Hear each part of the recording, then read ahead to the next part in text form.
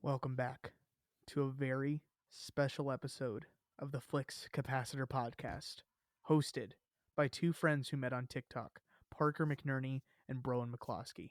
We are the Flix Capacitor podcast.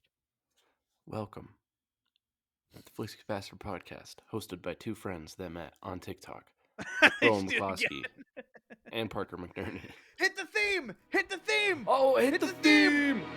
Hit the theme!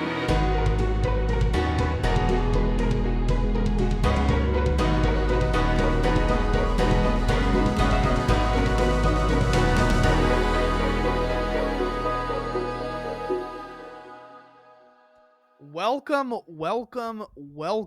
to back to hopefully welcome whale seaman. Welcome. If this is your first time, we're so happy to have you. If it's not, we're so happy to have you back. Yeah, that's welcome to the show. Today is a special episode that we talked about like a couple episodes ago. We brought it up that we should totally do this as an episode. Now we're doing it. Parker, what is that episode? What is today about? We are defending The Amazing Spider-Man 2 from 2014, directed by Mark Webb. Starring Andrew Garfield and Emma Stone. And Emma Stone Fox. And Jamie Foxx and Sally Dane. Field. Is it? Oh, I love Sally Dane Field. DeHaan. Dane DeHaan. Paul Giamatti. Kind of. Who else is in this movie? That guy, that big actor who played the Green Goblin, but I forgot his name. Oh, he played like the Goblin. He played Norman Osborn. Yeah. What is it? I don't know the guy's name, but I know his name either. Yeah, I don't know. It's whatever. So, do we have any movie news? Who cares? I don't think I have movie news. Do we have any movie news? I don't. Oh, you know what? Today, April 9th, the day of recording. So by the time this is out, it's already been out. But tonight, we are getting our first trailer to Joker 2. Yeah, I'm honestly kind of excited. I'm super excited. Are you kidding me? Well, I really like the first one, and I was like, what's the point of a sequel? But I'm honestly not like a sequel or like a remake hater as much as most people. Right. But like, still, I was just kind of like, I just don't feel like it's necessary, but I mean, I'm open to it. And then I heard it was a musical. I was like, okay. And I'm not a musical hater either. I love musicals. I was just like, interesting. I was just like, how are they gonna like honestly, just why? Like, what was the thought process? You know, because if the first one was, then of course that makes sense. But the first one wasn't. So for them to be like, yeah, the second one's a musical, I was just like, okay, fuck it. So let's fucking do it. For me, it was like when the first one ended, like I love the first Joker. You know, I saw it opening night in the theater, and I've loved it ever since. Dude, I will never forget my theater experience watching Joker. Really? and people have kind of like turned on it the last few years, I feel like. Because it was super huge when it came out, and I still love it. But go ahead. Well, so by the time the movie ended, I was like, I don't want a sequel. There's no need for a sequel. I don't want a sequel. And then they announced the sequel, and yeah, my reaction was like, I don't necessarily, the squeakquel. Yeah. Yeah, I was like, it's not that I don't necessarily think it. It's not that I think it's going to be bad. I'm just like, we don't need this. And then I found out that it was a musical, and I was like, okay, clearly Todd Phillips is cooking something. And he's good. I like him a lot. I love the Hangover movies, and I love the first Joker. What else is he? He did a movie with Miles Teller and Jonah Hill called War Dogs. And it's like that was him. Story. Yeah, I liked that movie. I actually really liked that movie. That's a good one. I can't think of anything else at the top of my head, but like the fact that he is making it a musical already almost proves its existence because he's doing something different with it. Yeah, no, that's my thought process. Absolutely, no, you're right. You're 100% right. There's still no plot. All Letterboxd says is the world is a stage. A sequel to the 2019 film Joker. It's also interesting that it's coming out 5 years later. Like damn. I'm not. I know. Isn't that dude? The jump from 2019 to like 2019 feels like last year still. Like COVID just like fucked everything. But like it's so interesting that this movie's coming out 5 years later, like, and that Warner Brothers is like, yeah, do it, because if they had announced it right when the first one had been huge, because it was huge, I think it grossed like $1 billion. It was the highest grossing rated R movie when it came out. Yeah, and it for a good reason too. Yeah. Um, I don't but know what yeah, is I don't now, know. but I don't know. It's and Lady Gaga is great casting as Harley Quinn, by great the way. casting because you can Fucking tell it's not trying to be Margot Robbie. yeah, because she's also perfect casting. But this is they're obviously going to be two different kinds of Harley Quinn, and I'm so down for that because I love Harley Quinn as a character. Oh yeah. Oh yeah. And that's honestly a character that they've pretty consistently gotten correct since her origin, I would say. I don't have a So ton else. Oh, go ahead. Go ahead. just to go back on what I was Joker is still the number one highest grossing rated R movie at 1.0 basically 1.08 billion dollars, and in second place is Oppenheimer at just under a billion. I guess Oppenheimer is rated R, isn't it? I didn't even think about that. Yeah, there's boobs and a penis Boobies. in it. There's a whose penis is in it? Cillian Murphy is nude in that movie. Yeah, but he's like covering it, right? Like his legs are crossed. I don't know. I don't remember. I've actually only seen it once. I only Oh, saw dude. Oppenheimer once. I loved it. I love the movie, and I can't wait to revisit it. But I still have only seen it once. We need the sequel to Oppenheimer. We did get a sequel to Oppenheimer. To Oppenheimer. Anyway, and then Oppenheimer Tokyo Drift. Yeah. And then the Oppenheimer, and then Op 5, and then Heimer 7 or something. The fate of the Heimer. Yeah. The Op of the Heimer. Yeah. I have some other movie news, but like, do you have anything else to say about Joker 2 while we're at it? I'm gonna do a trailer reaction. I think you should do a trailer reaction. Well, it's not. It's. I did a trailer reaction to Alien because it's like my most anticipated movie. Yeah. In fucking forever. Yeah. You know, like, and so I was just like shaking about Alien, and I still am. I'm still over the moon excited. Some people might say I'm too excited and I'm gonna be disappointed. I don't care.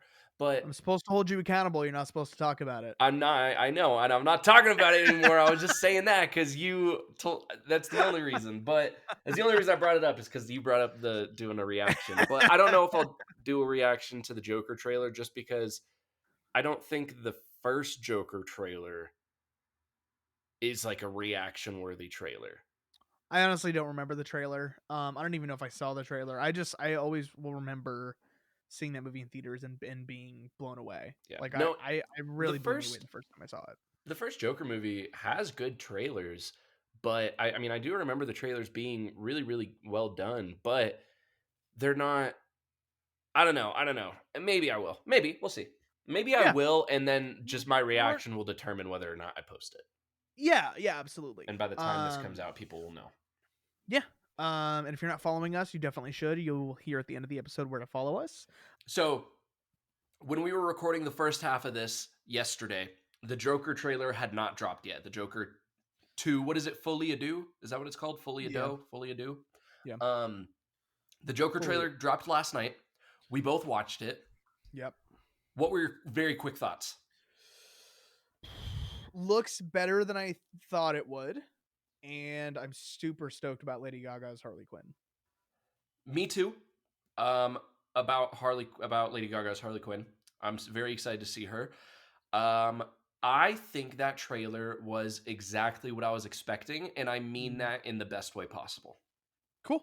Because when everyone was questioning why it was a musical and like saying like how would that work? That's not going to work.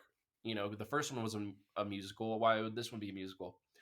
Well, there's one scene specifically in the first movie where he daydreams about being on the Murray Franklin show at the beginning. You know, when Murray Franklin is like, man, Murray. No, but you know what scene I'm talking about at the beginning? Yeah. When he's watching the show with his mom, and then he has that daydream of being on the show, and then Murray is like, oh man, I'd give all this up to have a son like you. Yeah. That's what I think this movie is going to be, is all of the musical sequences we see are going to be daydreams. Yeah, And I kind of assumed that too. yeah, and the trailer showed that because there's that scene where they're on stage dressed up dancing, and then it cuts Yeah. to them in their like hospital gowns dancing in the rain Yeah. in like a Yeah. parking lot. And I'm like, yes, Yeah. yes. Yeah, no, So I think it's gonna be a banger. I'm hoping I like it even more than the first one, and I can see that happening. it's gonna be, it's yeah, no, honest, I can see it happening. All I can say right now, like at the end of the day, all I can say is I trust Todd Phillips. I Oh yeah. trust him. Yep. After Agree. what he was able to pull off with the last movie, I absolutely trust him. Absolutely, absolutely agree with all of what you just said. Yep, So, perfect. but I do have some more movie news Shoot. for you. Um, what? Hold on. What's her name? Oh, we also got a trailer to Maxine.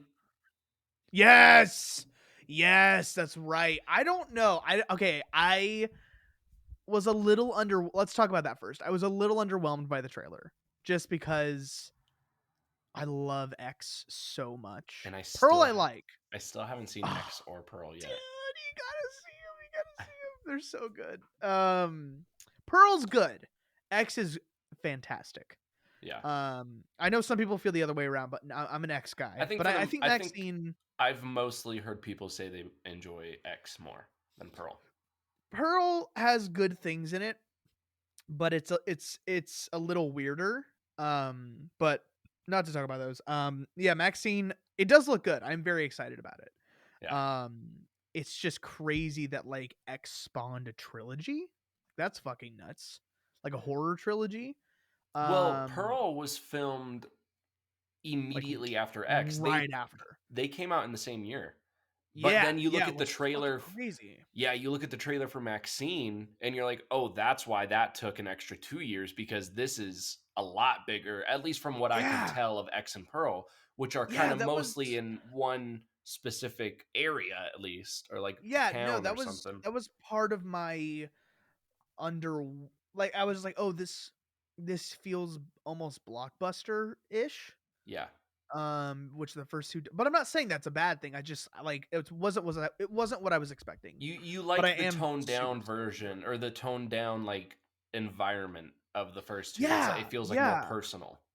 Yeah, I just appreciate especially X. Like I just really appreciate what it did and like the homage it was paying to 70s slashers. Yeah. And then Pearl was just like a good prequel. But yeah, no, I'm super stoked for it. I think just from the trailer, I think Pearl will be my least favorite of the three already. But I could Mhm. be wrong. I could be wrong.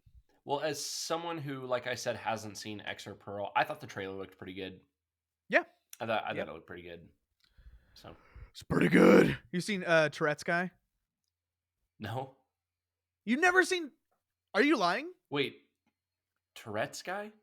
Like on YouTube, Tourette's guy? Maybe. I don't know. I've seen a lot of videos of people with Bro! Tourette's.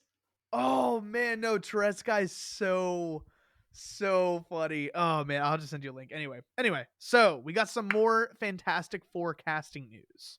Okay. Oh yes, go on. And I'm pretty excited about it. I wanted to see all right, it's Julia Garner, who I don't think I've seen her in anything. I know who she is because I know her from Ozark. Oh, she was in Perks of Being a Wallflower, which I still haven't seen. Um, but so she's cast as Silver Surfer. Yeah. Not it's not a gender swap because her character does exist in the comics. But So I think that's kind of a cop out. I think they're just saying that and it's basically going to be her just being that Silver Surfer because in the it's not. comics but Officially she's it's not. she's like his like he's the Silver Surfer. I think she like if I may be wrong, but I think she like becomes the Silver Surfer or a Silver Surfer because of him. She does. But they also, like the MCU doesn't always go with storylines. Yeah, I know, Um but Silver Surfer is such an important character and has such a good storyline that we have not tackled properly yet. So I to do think this, I'm honestly pretty upset about it. I think they're building up to the real Silver Surfer. That's what I think. And that's what That's possible, Jeff but I don't and know. John on the hot mic were kind of speculating, is that like I don't know. I do like the idea of a female Silver Surfer, and I haven't read the comics that she's from. I did know of her existence, but I haven't read any of the stories. Hmm. But I just from the way she looks, I'm pretty excited about it. But also, this movie's coming out in like almost a year, which is crazy because they haven't shot anything, and they haven't shot anything, and the movie Yeah. comes out in what 14 months or Which is something weird like because it that. was announced how long ago? Oh, forever ago. Yeah. For fucking I think it ever was I think it was ago. announced in like It's like 19 2020. 2019. 20. It was something like it's been a second. Yeah, And then of course the world shut down and everything got jumbled, but like still like it was still. announced forever ago. I'm super stoked about this movie cuz it no matter what, it's not going to be what the other ones are. I just know it. I know I have faith that Marvel will tackle this So fairly you correctly. think that no matter what, we're gonna get the best Fantastic Four movie? It's like almost guaranteed we are gonna get the best Fantastic Four I movie, think which so. isn't saying a lot. No, it's not. I truly think so. But there, and again, like you and I have talked about, there are things that I like about the original, um, Yeah, from like the 2000s, like the first the two I enjoy just simply for nostalgic reasons. yeah, they're just fun. They're not great, but they're fun. Like But those are I nostalgic movies, the Raimi, not the Raimi trilogy. Though the Raimi trilogy is though well, at least the first two movies are fucking good. those are just good Those movies. are just Like no good matter, movies. you could That's not watch those for the nostalgia. first time at our age and be like, holy shit, these are really good. Yeah, no, the Fantastic Four movies though, that's pure nostalgia. Those are not good movies. The only reason I like them is Yeah, because they just take me back. yeah. They're fun. They're campy. I'm mostly just excited to see the cast in action because Yeah, it's such an off the wall cast, like especially Pedro, like we've talked about, like so such an interesting pick, and so I'm very eager to see how it'll turn out. But I'm also very excited that because they shared that um Fantastic Four day. Did you see that with the Johnny? yeah, the four Yeah, four day. and did you look at the little city underneath him? Yeah, it was like a dystopian type It's futuristic. very like what the 60s thought the future was gonna That's what I be, meant to say. Yeah, right? yeah, Yeah, not no, dystopian. No. it's very retro sci-fi. So that I'm very excited about. If this movie was gonna take place in 2025 or whatever, I wouldn't be as excited. But because it's taking place in the 60s, I'm really, really stoked about it. I don't know who's scoring it yet. Do we even know who's directing it yet? Yeah, of course, Yeah, right? yeah, yeah. It's the guy that did the guy that did WandaVision. I'm pretty sure That's right. That's right. that's directing it. Matt Shackman. That's it. Because it Yep. was going to be It what's was his gonna name who be directed Spider-Man the trilogy? Spider-Man trilogy or the MCU Spider-Man trilogy. John Watts. John It Watts. was gonna be John Watts. And from the difference between the logos that we've seen since then, I'm like it's such an upgrade for me personally. I'm super glad that um John Watts isn't doing this movie. Yeah. But on that note, On that note.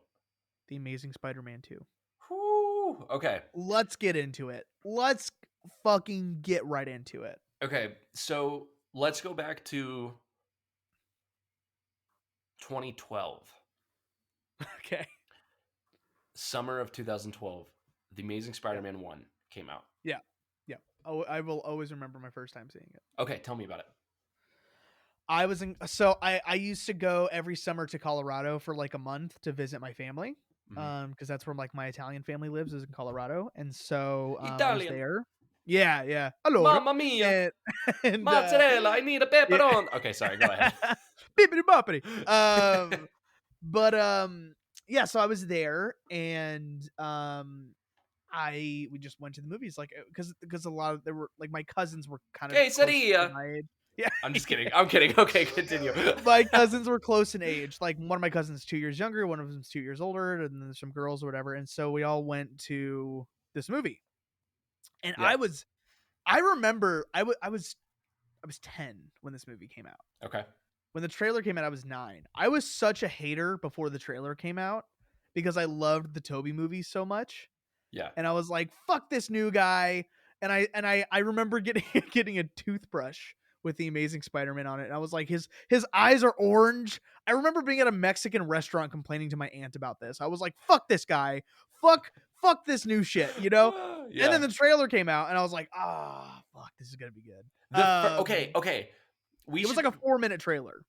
Oh, okay. Well, do you remember the first trailer that's like, I think around 2 minutes, and like the last like 30 seconds of the trailer or something is that POV of him running on the buildings? Yes. And it like doesn't show the lizard at all, and No. it doesn't No, even it really doesn't. hint at the villain being the lizard.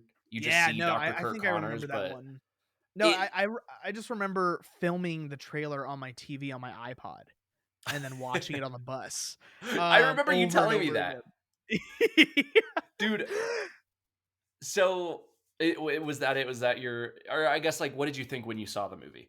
Oh, I loved it. I absolutely loved it. I thought it was so good. I remember that same trip recreating a scene and filming it with my cousins. Yeah. And it was the carjacker scene. And like I got the costume and everything. And I just remember Do you still have that? the video. Yeah. It's somewhere on a camera somewhere. I need to find it. I really need to find it. I think it might be on Facebook.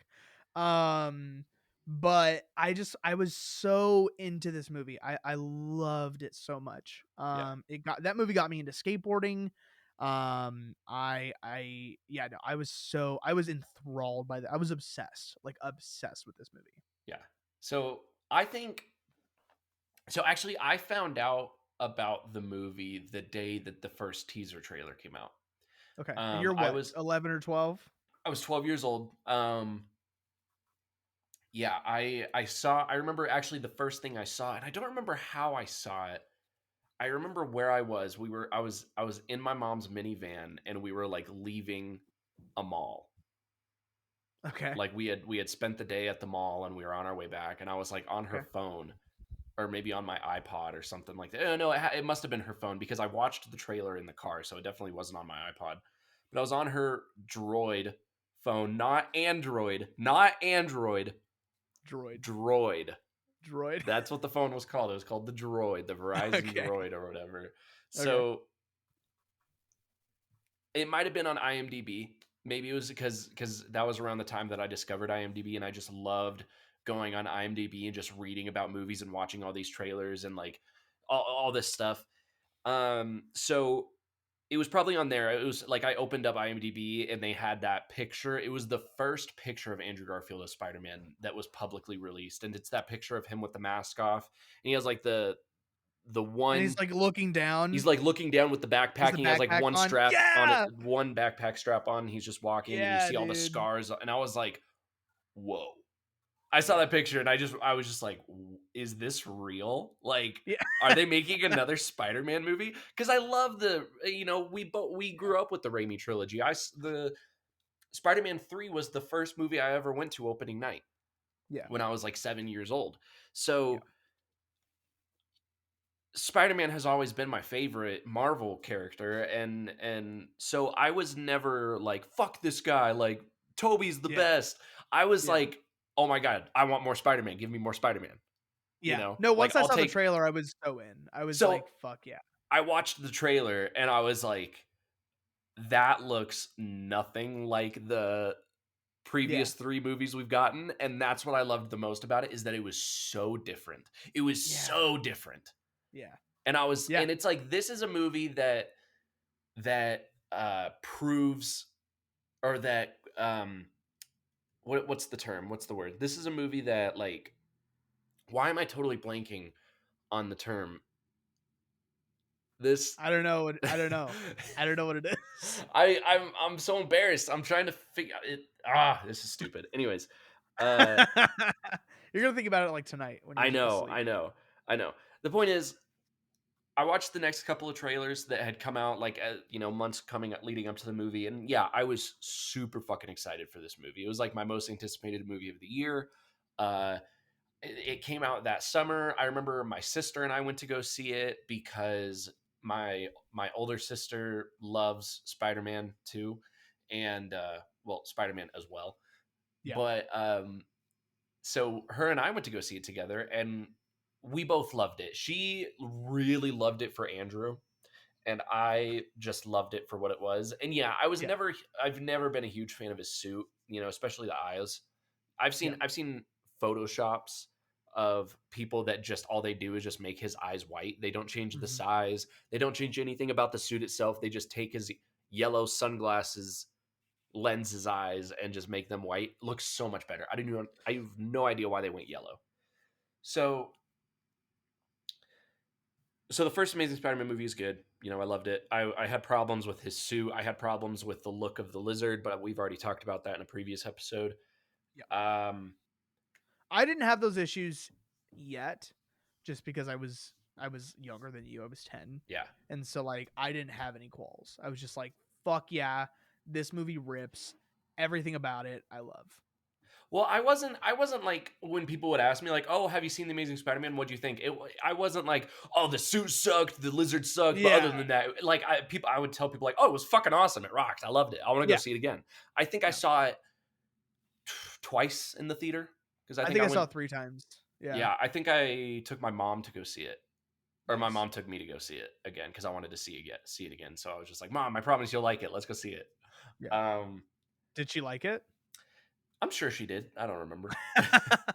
I'm sure she was just happy to kind of have a little date with her son, Yeah. you know. Sure.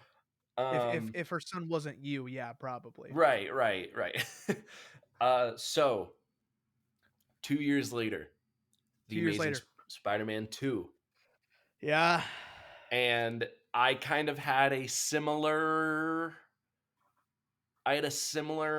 introduction to The Amazing Spider-Man 2 as I had to The Amazing Spider-Man 1. But what about you? I remember. Hold on, let me see if I can pull up the picture. Amazing Spider-Man 2 suit. There's a picture that came out. Um and I remember being obsessed with it. Like absolutely obsessed with the picture. It was like a set photo. It was like a set photo and he was like walking like this. But he was like in the suit. Yes, I know exactly what picture you're talking about. I know Yeah. And you exactly could what picture you you're could talking like kind about. of see his eye through the lens too. For everyone listening, it's when he has his fists together. Yeah, fisticuffs. Yes. And so I remember that photo coming out, and I was like, because at this time I was 12, so It I was think I had like an iPod or an iPhone or something. was it he didn't have was it he had clear lenses, or was it the lenses were off and so you just saw his eyes through The the the face lenses shell? were on, but like you could still kind of see it because like they have to see through them, so you could just barely see his eye. Right. And I remember being like, oh fuck, dude, like that suit looks because I really liked the Amazing Spider-Man suit. I was super into it, but Yeah. I was like, fuck, this is even better. Like So this is this even was your introduction to the suit. This is when you first saw the suit. yeah, Okay. this picture. And I was like, holy shit, holy fucking shit, dude. And then I don't remember seeing, I'm sure I did. I just don't remember any, like, there's no memorable moment of me seeing a trailer for this movie. Oh, I okay. just remember seeing it opening night. So my first picture of the movie was it was the same kind of thing where it was like the first official released photo of his new suit.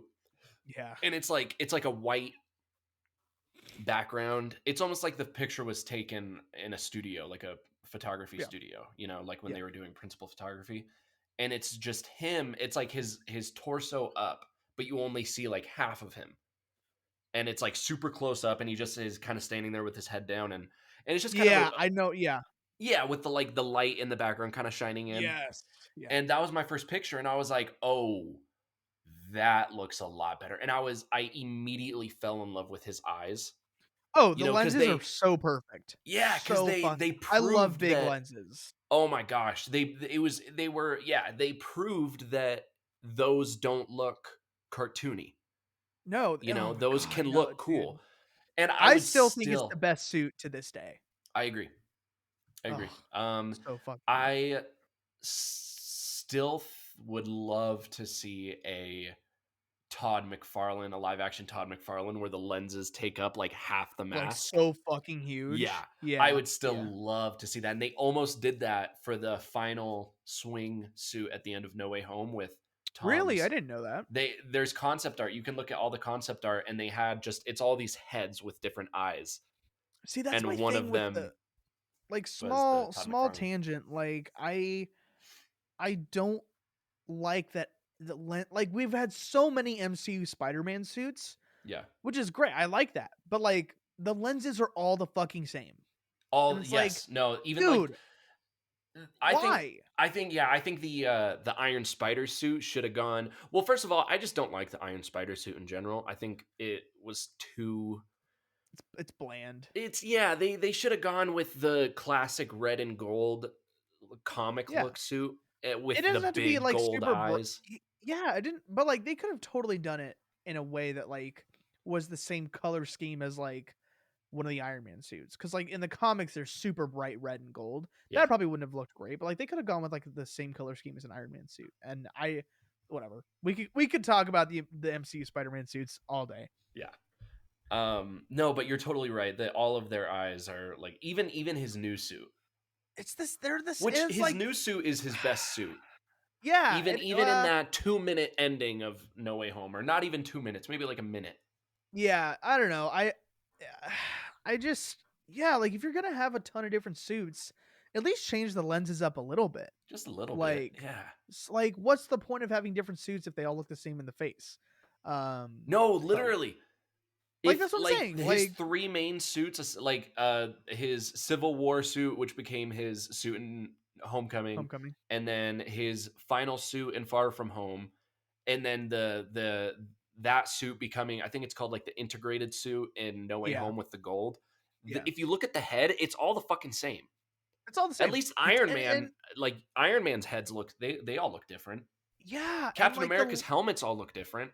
yeah, and the lenses just aren't that good. Like I don't like this. They're like small. It was cool on that first suit in Civil Yes, War yeah, and Homecoming because it was straight out of Ditko's design. yeah, which is super cool. It was Have yeah, you and seen the that's what I set loved about photos it. of the But suit that they shot with?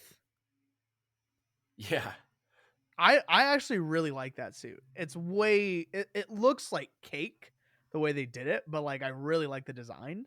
so And so you that would want like a polished version of that suit because that suit was just really quickly made so that they could have him on set. yeah, So I you would would just yeah. prefer just a polished version of that suit. Yeah, like I don't love the symbol on the cuz that's another thing. The spider symbol is always the same on these suits. Yeah, Except except for for that last suit where it took up the gold, yeah, the yeah, yeah. integrated suit, And like yeah, no, I what was it? What were we talking about? his logo. Oh yeah. Um uh Okay, Joe Biden. Yeah. Dude, when Shane Gillis said Joe Biden turns into a Roomba after he does a That speech. is one of my favorite Shane Gillis So bits. funny, dude. It's so true. But anyway. We'll Yeah, no, dedicate an entire episode to politics yeah, yeah. soon. Just talk shit about all the fucking candidates. Because they're all a million. They're all a million years old. What the fuck? And so yeah, no, the MCU suits like I do like that we get so many different ones. It's a cool way to do it, but like change them up a little bit. Well, Like first the fucking spider monkey suit or the that was night dumb. monkey, it was That was stupid. dumb. That was Yeah. stupid. It was ugly. It was. I mean, it worked for the movie, It no, and I'm it glad they literally didn't use it any longer than they did. But you cannot convince me that the only reason they did that suit was for toys. I'm sure it is. I'm sure that that's the reason that they have all these other suits. You know, Oh because yeah, of he's course. Spider-Man. He's not Iron Man. He doesn't need to have a different fucking suit in every For movie. everything. Yeah, no, he has powers. That's the thing with Iron Man. He has different suits for different things because he doesn't have fucking powers. Yeah. Anyway, let's talk about a good Spider-Man movie, The Amazing Spider-Man 2. So I still yeah, like the Tom Holland ones. Technically, I would say that I like all three Tom Holland movies more than The Amazing Spider-Man 2. really? Yeah, we did a ranking of them. I don't remember your ranking, to be honest. Sorry. The Amazing Spider-Man 2 is third last. Wow. It's lower on my list because it does. Well, let's just get into it. It's got issues. So I wrote down a lot of what I think the bad is and what I think they. So I can, if it's okay, or wait, back up a little bit. Okay. You see the movie for the first time. Yes. Okay. So I'm 12 years old. I go with my like quote unquote sister. She takes me, right? Quote Her name's unquote Lexa. sister. What does that mean? She's not like my real sister, but like she's like a family friend that's pretty much my sister. Okay. Lexa, if you're listening, talking about you. And so she takes me because she was a big fan of the first one. Right. And I remember the opening scene like it was yesterday, like seeing the not the plane. Okay, scene. not his parents. Yeah, that's fucking the dumbest opening scene. Honestly, like they should not. That was we're gonna talk about that because I have stuff written down. I have stuff written down because I rewatched it last night and I was taking notes throughout the entire movie. The when he's falling from the sky. Yes, and it's his logo, and it's oh my god, dude, incredible. Incredible. I remember fantastic. the score, and seeing it in the theater, the score, the suit flapping in the wind. That was one of my favorite parts, seeing that. That's one of the goods. Yes, that's one of the goods that I have written down for this movie is just the detail. One of the best scenes in a comic book movie ever made, in my opinion. It goes up there on scenes that perfectly visually capture what a superhero is capable of. Yeah. And like it's a jump from the first movie.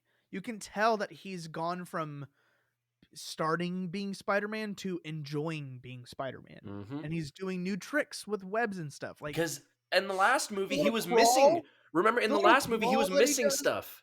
Yeah. He webbed the crane and missed it, and then he had to get picked up by he's learned, it's immediately you're picked, like this is what I feel that Stan Lee and Steve Ditko imagined as they were writing and illustrating Spider-Man for the first time, in the 60s.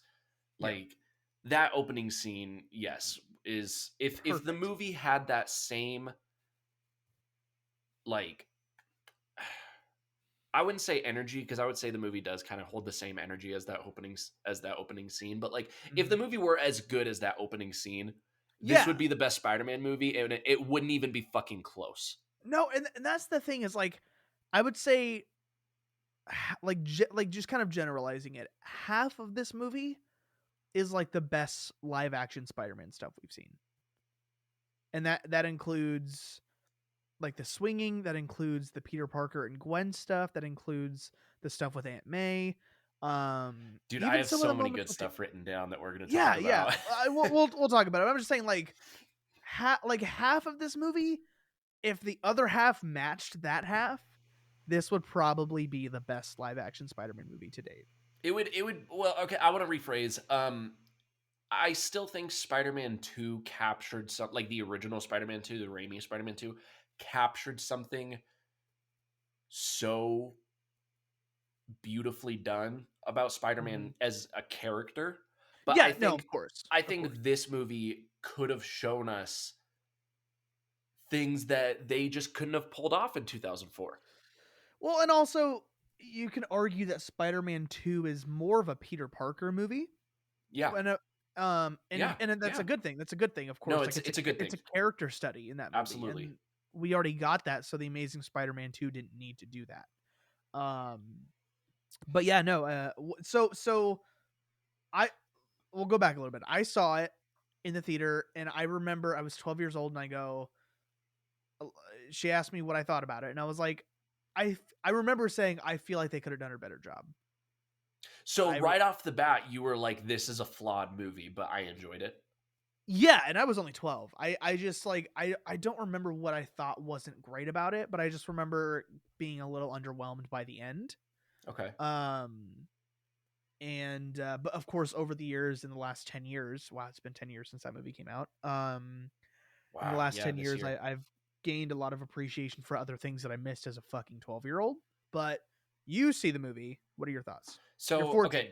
So I was 14. I was finishing 8th grade. It was the end of the year in 8th grade. and I was very excited for this movie. The Yep. trailers, I watched all of the trailers. I was so excited for this movie, right?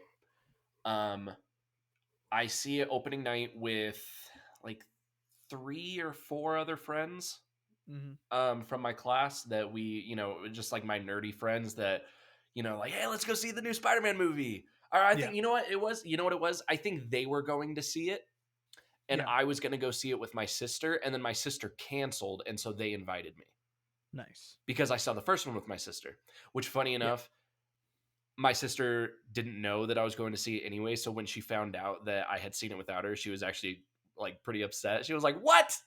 We were gonna go," and then so she went to go see it on her own with her friends. And Yeah. but anyways, so I'm gonna be honest. I think my hype was so high for this movie Yeah. that rather than it making me absolutely hate the movie because I was so disappointed, I was like so blinded by my own hype that by the time the movie ended, I was like, that is the best Spider-Man movie ever. That was fucking amazing. Like I was like Wow. that was fucking amazing. Wow. I was so blown away by it. And we were leaving the theater and I was like so ready to talk to my friends about it. And I was like, "Oh my god, like it was so good. I'm so excited to talk about this movie with these guys." And one of my friends immediately goes, "That sucked." And I was like, he's like, "That was so disappointing." And I was like, "What?" And it turns out I was like the only one in that friend group that enjoyed it. And so I kind of was just like, Wow. oh, is this a thing? Like, oh, and I'm thinking like, you guys are crazy. Like, this movie was amazing. I don't know Yeah. what you guys are talking about. Yeah. As I've gotten older, as I've listened to a lot of people critique it, and as I've personally revisited it, and my mind, I'm not like the hype train is gone, after 10 years, and I'm revisiting the movie. Yes, the movie is very flawed. Yeah. Very Yeah. flawed. There's a lot of things that they could have done differently, but I will still it's like as much as I will acknowledge the bad parts about the movie, I can't help but just simply enjoy it. Yeah. There's too much good. There's too There's too much much good. good. There's and it's not just good. It's great. The Yeah. good stuff is incredible. And that's the thing that's so disappointing is like we said, this movie could have been incredible if they just let Mark Webb do what the fuck he wanted to do That's what and I was gonna stopped interfering. And Ari, whatever the fuck his name is, Ari Aster. no, No, not not Ari. Ari Aster. Ari Aster is the director of That's what I was gonna. Hereditary. That's what I was Avi gonna say. Arad. And I was It's like, Avi yes, Arad. yeah. It's Avi Fuck Arad. that guy. He has ruined at least 2 Spider-Man franchises, and of course there are other executives and whatever that fuck it up. But anyway, So, it, so go what do ahead. you know about the behind the scenes, the development hell and the studio interference? How much do you know? Specifically, I don't really know. I remember when I did so much research when it first came out and stuff, and through the years. Mhm. But like specifically, I can't really think of like anything, like any specific comments or notes or anything. I just know that they wanted to shove in a ton of villains again, and they were kind of trying to really rush the Sinister Six stuff. So apparently, then if this movie had done well, if this movie had performed well, and if Marvel didn't step in and kind of take over with Tom Holland, apparently, um, the next movie in Yeah, this, because they were creating their whole own cinematic universe, like the yeah, Venom movie, Madam Web, or I don't know about Madam Web, I think that came later, but like Venom, the Craven the Hunter movie, those were supposed to be in this universe. yeah. The Well, they were next teasing that at the end. and the next Yeah, movie we were gonna get after the Amazing Spider-Man 2, after the second movie in this universe, the next movie was going to be a Sinister Six movie, was which is probably would have been horrible. wild. Yeah, no, it probably would have been horrible. And from the things I heard about the plot for the Amazing Spider-Man 3, I am glad it didn't happen. Me too. We'll definitely talk about that We'll talk about because, that. but Yeah, yeah. no, So it's and have you heard stuff about the Sinister Six movie? I don't know. Maybe. Dude, it had fucking time travel in it. It had like Oh, going or like it, or I don't know about time travel, but it had like teleportation, and they would like either they went back in time or they went to this like dinosaur island, and there was gonna be like a scene of Spider-Man riding a T-Rex, dude, which Sony needs to get the fuck away from Spider-Man. But then I say that, and then the Spider-Verse movies come out, and they're fucking incredible. but I'm those like, aren't that's not them. That's Phil Lord and Christopher Miller. of course, but like if they just fucking let Mark Webb be the creative Yeah. instead of like we want to do Venom ASAP, do the Sinister Six ASAP, do both Green Goblins in this We movie. want to do a We want Black the Cat Rhino. movie. Yeah, like and they're like shoving We all want this to shit dude, into the Amazing Spider-Man 2. they had plans on I don't know if you've heard of this. They literally had plans to do an Aunt May movie about her younger days when she was like a secret agent. Even Sally I Field was think I like, did that's hear fucking about that. stupid. That is dumb as shit. I think I did hear Yeah. about that. That is so fucking idiotic. No, and that's the thing is like the I don't know. These even the first movie they were like the parents storyline is So I think we should start. We'll start with that. I think right now we should start talking about the bad of this movie and what they could have yeah, done better, and then we yeah, will wrap this episode up. Not like we're wrapping it up right now, but like yeah, by the end of the episode, we're gonna cover everything that we love about it. But real yeah. quick, yes, let's acknowledge the bad. Hit me with your notes. I'll bounce off of them. Okay, so I do have his parents. Yeah. I'm sorry, I don't care. I don't care about his. I've never once have I ever cared about his parents because his parents are not the people that made him who he is. It's Aunt May and Uncle Ben. Yeah, And the and fact here that they just sweep Uncle Ben under the rug in this movie, in The Amazing Spider-Man 2, only really bringing him up twice. yeah. And it's just like kind of by name. Like, oh, I wish your Uncle Ben was here. Or like, oh, I Yeah, can't do this without Ben. yeah, You know, like it's so here's where I'm at with the parent stuff. I what's interesting to me is him being curious and researching and trying to find all that shit out. But actually seeing it, I don't care. no. I don't want to see their death in the plane. I don't care about this Yeah. secret railway that his dad used to take. Like I care about him being interested in and it affecting him as a human, obviously, because his parents being gone is part of who he is, right? Yeah. As anybody would be, and so yeah, it's just Now, I'll kind of play devil's advocate for just a second. I'm sure that if their plans had gone accordingly, we would have probably have gotten more background about his parents that would have made this stuff make more sense. yeah, You know? that is part of the issue with this movie is the stuff that we do consider bad. It's mostly bad because it just didn't have enough time spent with it. Yeah. Like now the railroad thing I think is fucking dumb. I just think it's dumb. I don't care. I think it's the calculator and the coins And it was kind of fucking and when out of nowhere. when Peter leaves the subway, when he leaves that railroad, it's not really brought up again. No, it's not. It's not. Just And, like it like he leaves that railroad and then that kind of leads into the final battle. and I just remembered what I hate most about this movie. Okay. And it's the fact that it worked with Peter. The spider biting worked with Peter because his dad put his DNA. It was his dad's DNA. That takes away the importance of Spider-Man. Anyone can wear the mask is like the thing. And immediately that just like says, "Oh, also Miles Morales can never exist." Yeah, or like no other spider people can, in this universe at least, because the multiverse wasn't a thing yet.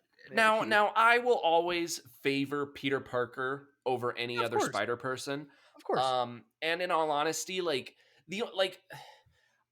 I love the Spider-Verse movies, I mean, they're phenomenal movies. Like, both of them are so fucking good. Yeah. But I'm not asking for a live action big Spider-Verse team up. It worked in No Way Home because it was 3 Peter Parkers that we've already seen and built relationships with. But aside from Miles, like, I love Miles as a character, and I would love to see a live action Miles someday. Which, we're gonna get, but Yeah. as when it comes to like the Spider-Verse and stuff, that's kind of when I lose interest. And I think the Spider-Verse movies did it very, very well because they Yeah. still very much focused the story on Miles, and as big as the movies get, it still so much feels like a very personal story. Yep. With Miles. And that's kind of where this movie goes off the rails a little bit. Is like the scale. Like a Spider-Man movie is going to be fairly large in scale. It's just he's a guy that swings on buildings and shit, right? Yeah. But like, I don't know. This movie just but felt too. When the power and the entire city goes out, and then you have that scene of the 2 planes going at each other, and I'm like, yeah, who cares? Why is this necessary? Like, I already understand the importance of power and electricity in a city. We don't. Yeah, I mean, like, and again, if it were done differently, maybe we wouldn't be saying that. But just the way that it was done, it's just like I don't. Yeah, maybe put a character that we like on one of those planes. Yeah, or something. Maybe have the pilot be like Gwen's brother. Yeah. No, but like we'd be saying the same thing about the hospital scene if Aunt May weren't there. But they talked about Aunt May picking up extra shifts at the hospital, and she's there figuring out during the power outage. Yeah. That's interesting. We like that. We want to see that. Yeah. The planes, we don't give a fuck about those people. No. If they crashed, I'd be like, well, bummer, I guess. I just don't give a shit. But that's not because that's something that what the fuck is Spider-Man gonna do about 2 planes fly? What is he gonna do? What is he gonna do? He doesn't even know. He has no fucking. He'd be like, he couldn't even reach it. Yeah, like it's not like he'd be watching. He'd be watching like everybody. Like he's like, if you jump out, I'll catch you. Yeah, I'll do my best. Like, what the fuck do you want him to do? Like he's like fighting, and then boom. You're just like, oh fuck, like what is he gonna do? No, it's yeah. So Superman, the scale. You say that would be cool in a Superman movie. The planes almost colliding. Yes. Right. Yes. Or something like that. And Homecoming kind of did a cool thing with Spider-Man on a plane, but again, that's a very personal story. It's not a plane full of a bunch of people. It's at the end of Homecoming, the final fight with Vulture, when Vulture hijacks the plane, and then and it's cool because he's on the wing and he webs the wing to pull it so it turns. That's cool. No, that's something that Spider-Man can do, but he's not going to stop 2 747s going at each other. Especially if he's on the ground. Yeah. The fuck is he like? Anyway, so those are some negatives. What are some other negatives? Okay. I know that you have some notes. I'm trying to think of like any specific ones that I have. Okay, so I'll think while you're hitting me. So this can be a real quick one, and as much as we will acknowledge Andrew's phenomenal performance, and I think Andrew is the best.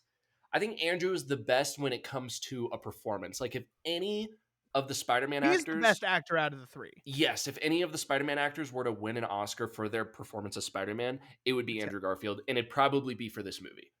Yeah. That being said, performance aside, when we're just talking about the character of Peter Parker, dude, holy shit. Why do you have to be depressed in every other fucking scene? Well, I think his life is kind of fucked up at the moment, and I don't have a problem with that. Because his Gwen is leaving. He's still dealing with Uncle Ben. He's still dealing with his parents. He's poor. Like his life, and Peter Parker's life. The amount of times he's cried in this movie, it almost makes Gwen's death not feel as impactful because we've already seen him cry like 5 fucking times. Now that means now I'm not saying that Gwen's death is not like that scene. We're gonna get to that. We'll talk about that scene soon, but and his performance in that scene is heart-wrenching. Yeah. I just there's just too many things that I love to see Spider-Man struggle. Mhm. I love to see him struggle, but there's a difference between seeing him struggle and just kind of seeing him depressed and No, like no, you're mopey, right. you You're know? right. And I'm just like, okay. Like No, you're right. there's a scene that I've always felt, even when I first saw it, it always kind of felt like, that was not necessary. And it's the Mhm. scene like towards the beginning when he like falls out of bed in his Spider-Man clothes after it's like right after Aunt May comes in, he's like covered, like he's covering his entire body with the blanket covering his suit. Mhm. Mhm. And then he like falls out of bed when Aunt May leaves. And after that comedic scene, he falls like onto the briefcase and you get like Yeah. slow-mo flashbacks. And I'm like, oh my God. Yeah, no, that's what I'm saying, like, they did that to support the parents' storyline, which is just Which no not one that really fucking asked for. necessary. Yeah, Like, like, and the briefcase thing I like, especially in the first movie. it worked in the first movie because it actually worked with the plot of the villain. Yes, yes, It worked in and the that they first should have movie. left it there. It was, Left it there. yes, because like the first movie opening with his parents having to, you know, take him to Aunt May and Uncle Ben's house. Part of me was like, okay, I actually like this because we've never seen this before. Yeah. But then they just stretched it and tried to make us Yes. really care for his parents in the second They movie. And I'm like, they should have shown us that scene at the beginning of the first one to show us why, like, the beginning of his life kind of sucking, right? Like, yeah, his parents leaving him at, like, 9 years old or whatever he something like is. that. Yeah. And it was a scary night, like, he was playing hide and seek with his dad, and then the room was fucked up or whatever, like, it's scary for him, he's a child. Like, that's rough, and to see that is important. We should have seen that. The parent storyline should be supporting Peter Parker as a character, not the other way around, Yes. right? Like Peter Parker shouldn't be like being a detective and trying to figure out the shit with this. Like, I just don't care. I No. don't care. Yeah. He And he like he I said needs to let it earlier, go. like his parents aren't the people that made him who he is. It's Aunt May and Uncle Ben. Yeah. And that's my Yeah. biggest problem with the first one that I've brought up before is Uncle Ben is supposed to be Spider-Man's Peter's whole motivation. You know, Yep. with great power comes great responsibility. And they kind of didn't really do that a whole lot in the first one. You know, it was more of a vengeance thing. Yeah. And then in this one, like I said earlier, they just kind of sweep Uncle Ben under the rug. Meanwhile, in the Raimi movies, Uncle Ben is an integral part of Peter's character in the second and the third movie. He's in all 3 movies. He's in If all you three. Yeah. And And he he's didn't have to do that with this one, but I'm just saying no, you don't have to. Yeah, you don't have to recast something. or you Give us don't have to something. bring in Martin Sheen again. But the fact that Uncle Ben is only mentioned, like Yeah. I'm not even kidding. I think he's only mentioned twice in Yeah. the Amazing Spider-Man 2. That Yeah. does not sit right with me. Yeah, no, I agree. But so what else do you have that's bad? Okay. Let's hit with the bad. Okay. So I don't think that Rhino. Here's okay. So this Rhino. This is a bad take on the marketing. Yes. Rhino. Keep Why the Rhino. fuck was he in the marketing? Yeah, keep Rhino exactly how he is. Look, okay. Personally, I did not have a problem with his design, the mech armor. I thought it was kind of No, cool. I thought it was kind of cool too. It makes Yeah, way more sense than him being a rhino guy. it's cool. It was whatever. But do not. Why would they the way they marketed the movie? He was on every poster. He was in Yeah, every trailer. We had that same fight. We literally got the entire fight in the trailer. pretty much. In And he every could have single been in a trailer. shot in the trailer, like, oh, Rhino might be in this, whatever. But like to be in I don't all the think they should have fucking done anything. marketing. I don't No, think they should have I even think he could have been in like a shot, just so Paul Giamatti's in the movie. See, that's But another thing. like, I think it should have been an absolute surprise I don't even think they should have Mm. announced Giamatti is in it. So then when you watch the movie, you're like, what the fuck? What's Paul Giamatti doing here? And then he That would have been says, cool. and then his first line in the movie is say hello to Alexei Savage, and you're like, holy Yeah. shit, he's the Rhino. Are we Yeah. gonna see the No, Rhino? no, And then that's true. You're probably right about that. That'd be cool. like Um, again, the only bad thing is just the marketing. If they kept the yeah. Rhino exactly how he is, kept the opening scene with Alexei, kept the ending scene with him coming back as the Rhino, Yeah. and just took him out of all of the marketing, did not even say that he was in the movie, it would have gone so much better. Because Yeah. I agree. everyone that talks shit about that movie talks about how shitty the Rhino is. And I'm like, I don't think the Rhino is that bad. It's just the way that they marketed it that, Yeah.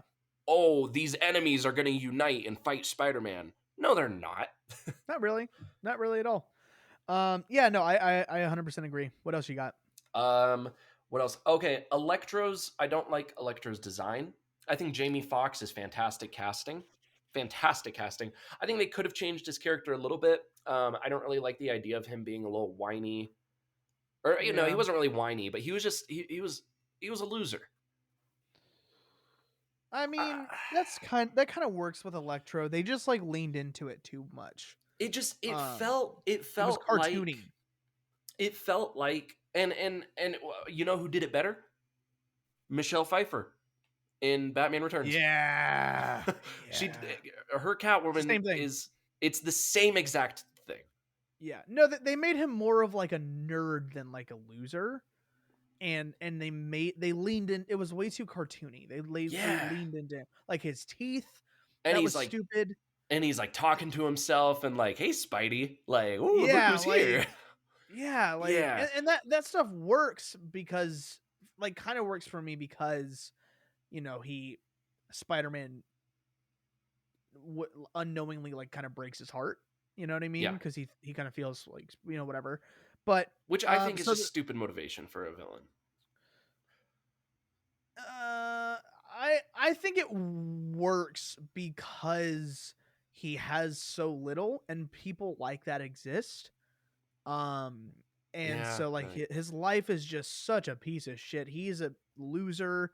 Even as in the deleted scenes, his mom His mom. Yep. verbally abuses him. Like and so when he has that interaction with Spider-Man, he finally feels worthy of, I guess, like being right Yeah. and like somewhat important. And that's And the then magic of Spider-Man Spider-Man, knowingly right? or unintentionally immediately takes that away from him. Yeah, and so that works. But I feel like they could have done a little bit more with it. But the design, I don't hate the design. I I don't just love think the design. I I just don't think think he needed to turn blue. it's so his design is based on the Ultimate comics, the Ultimate Yeah, Spider-Man comics, where he basically becomes like pure energy. yeah, And as cool as that may seem in the comics and in the cartoons, yeah, I don't think it really translates too well to live action. yeah, I think, and honestly, No Way Home proved that you can take that cartoony green and yellow suit from the comics and kind of modernize it and make it yeah, cool. Like they nailed his. I mean, aside from like the arc reactor, they yeah, nailed Electro's look. I fucking loved the idea of his mask just being electricity that he emits his on his own. yeah, yeah. I Super cool. loved that. They Super totally super could have cool. done something like that. No, I Yeah, agree. I 100% agree. No Way Home fixed all of my issues with Electro and I mean Yeah, Spider-Man 2. I did like the blue electricity though. I did like the blue electricity. I thought it was pretty cool.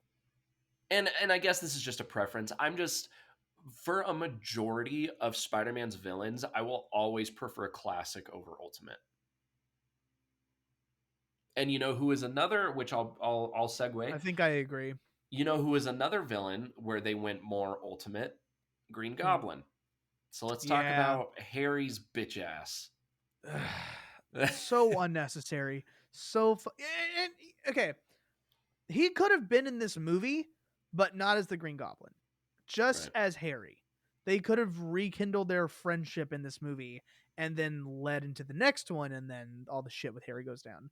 but they shoved this relationship into the movie. They shoved this actor in. That you barely felt that chemistry. Yeah, like there was that one scene with the stairs, which was good in my opinion, and then they Yeah, have it's like a this pretty scene good where he's scene. talking about Gwen. He's like, "That's a question" or whatever, right? And Yeah. so like that shit works for me, right? And so don't don't like fuck it up in this movie, Yeah. right? Like leave it for the next movie, and then Gwen could have died in the next one, right? Yeah, Or something like that. I think Harry Or sorry, or I was gonna say, or fuck Electro, right? Don't have him in this movie, and just have Harry be the villain, right? But they were just juggling way too much shit, like Electro, Rhino occasionally, Harry's dad, Harry, the friendship, and then Harry turning against him. Like it was just way too much in one movie. so okay, so my biggest I think Harry could have worked really well. Mm-hmm. I don't necessarily blame the actor, even though I No, probably wouldn't cast Dane. Okay, Dane DeHaan didn't do a bad job. It's just I don't like what he was told to do. yeah, You no, it know, wasn't his fault. it wasn't his fault. I think it was. We should have had much more sympathy for Harry, but we just couldn't because he was a little whiny prick. Yeah, You know, which like is somewhat fine if they made it appealing because it's Harry is really hard spoiled. to make whiny Of appealing. course, but like Especially he for could a have been villain. Making a spoiled. villain whiny, oof. Yeah, no, he just I don't know. They could have I don't think appealing is the right term that I'm looking for, but like they could have made you like him more even though he's kind of a spoiled brat. You He's know what I just mean? They could have made him more likable. he's like instantly unlikable. Yeah, yeah, yeah. And and one thing that I never understood is his dad lived to be like 60. Why is Harry just now like I'm dying? Yeah, that's what I'm saying. They were just like, yeah, this stuff's just gonna happen in the plot to move the plot forward. Like Yeah. No, it it was doesn't work. so abrupt. Like he was completely fine. Talked to his dad. It was like my hand's shaking, daddy. And then It's like I like have a scab. yeah, Peter, I'm owie, dying. I owie, need yeah. Spider-Man's blood. You're oh, what is it? What, you're a fraud, Spider Man. Like that's how he's. Yeah, and then he like punches the pillow and starts It was crying like, into the pillow, and I'm like, yeah, you little bitch. yeah, and like, like even if Peter Parker wasn't Spider Man, the amount of stuff you could do with his DNA is like not cool. You could Yeah, figure out who he is. You could do a ton of other like. Of course he's what the fuck? Like, of course he's not gonna let you do that. And no, yeah, so and I think look at Spider-Man 2, yeah. the Raimi Spider-Man 2. Harry in that movie is fucking awesome. Harry,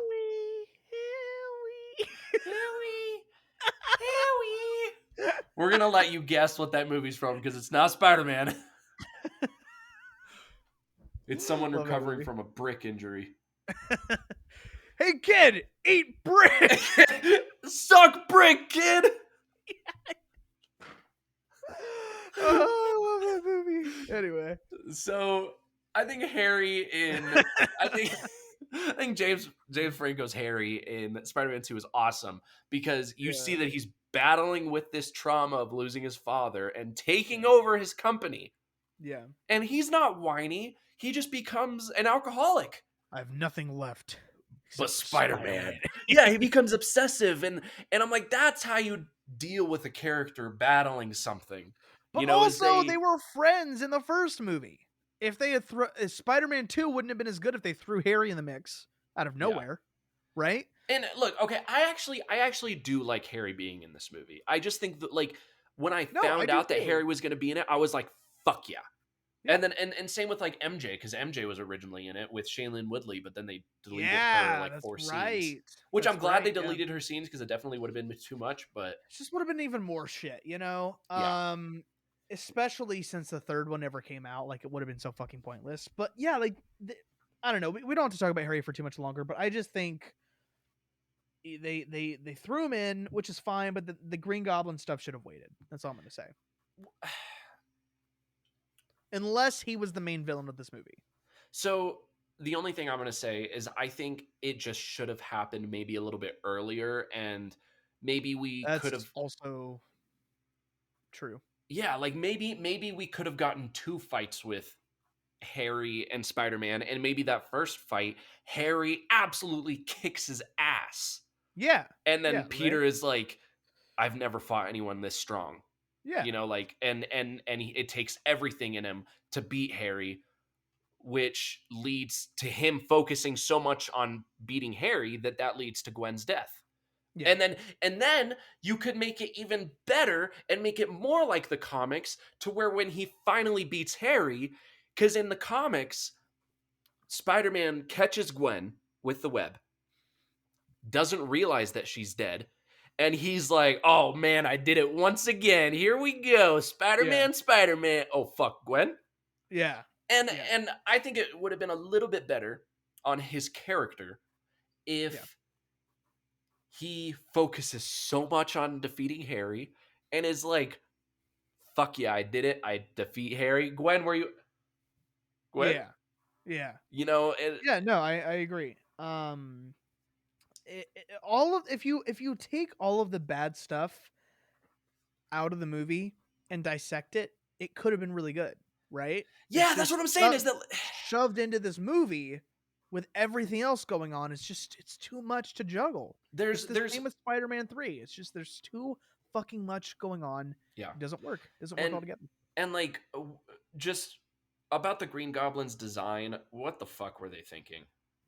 I didn't hate it. I didn't like it either. I just was very like, okay, well, it is what it is. He looks like he has herpes, and Yeah. they went way they tried to go more ultimate, like I was saying earlier, because in Yeah. the Ultimate Comics, Green Goblin, Norman Osborn, he's a literal fucking goblin. He's a Yeah. monster. Now, okay, like yeah, he's like in the comics, he's like actually like a giant, like he looks It's like a fucking Hulk. massive. Yeah, Yeah. he looks like a Hulk goblin.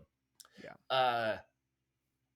And and that's what I'm saying is that classic Green Goblin is just Norman Osborn with a costume, you know, like we got in the 2000 in the Raimi Spider-Man movie.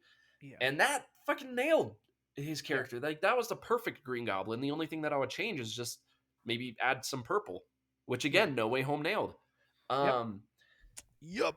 So Yep. yeah, I'm not a fan of them making him physically like a goblin.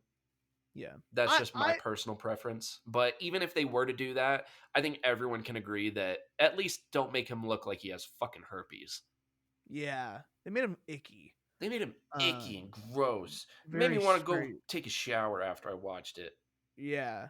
Yeah, it's pretty nasty. What else you got? What else you So got? so my last thing in the bad is kind of something that we already talked about, but I'll just kind of wrap it up because that's like towards it's like the end credits of the movie. Yeah. I would love to see a Sinister Six team build up, but not in the second fucking movie. Yeah, and like I think the best all of way the stuff they were doing is like, I want it. Just do it good and take your time. Like, say what you want about the MCU now, but like the MCU took its fucking time and it worked. Just worked. talking about the Infinity Saga. Yeah, yeah.